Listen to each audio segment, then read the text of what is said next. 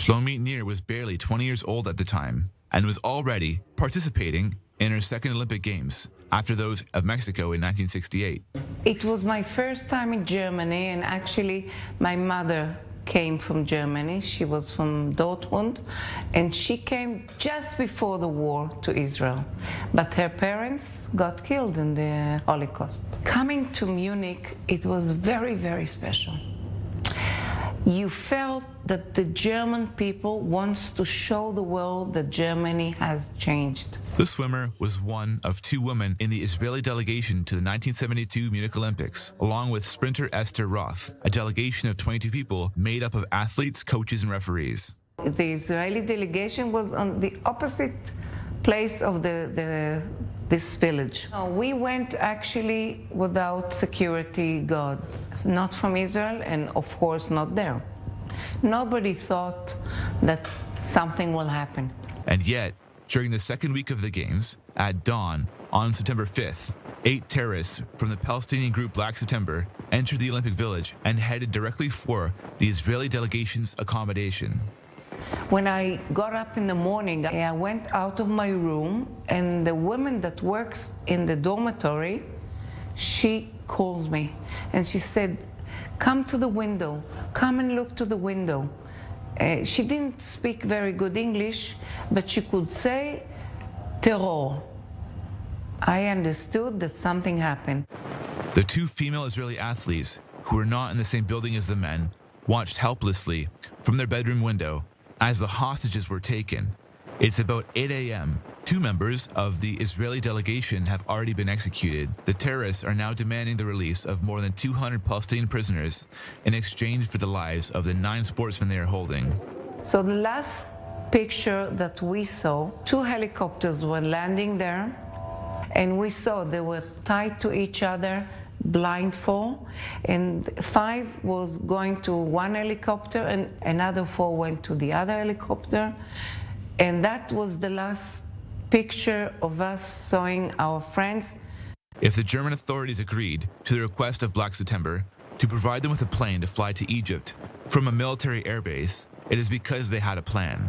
Israel was offering help to the Germans to help them to solve the problem. They didn't want at all. They said, "We can handle it." But once they arrived on the site, the terrorists used their weapons against the Israelis after a failed attempt by German security forces to free the hostages. All the other 9 got killed. Whew, that was terrible, terrible, terrible, terrible, terrible. Next day, we had a ceremony at 12 o'clock at the stadium where the open ceremony will take. 1 minute of silence, and a few speeches later, the games resumed. You know what shocking for us was just after the ceremony, the games were carry on.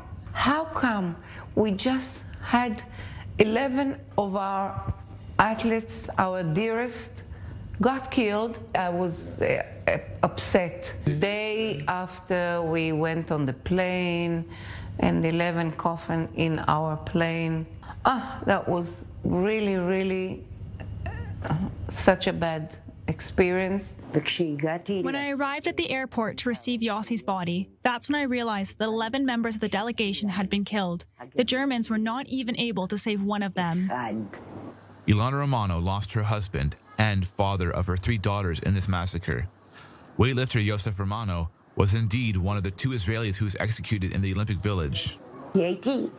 Germany made me a widow at 26 with 3 small children. Who would have thought that this would be my fate? It's not fair.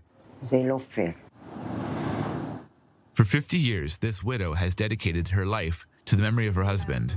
The representative of the victims' families has also been fighting since then against the German authorities, who, according to her, have never taken enough responsibility. Ilana Romano claims that there were serious failures on the part of the German security services before, during, and after the bloody hostage-taking.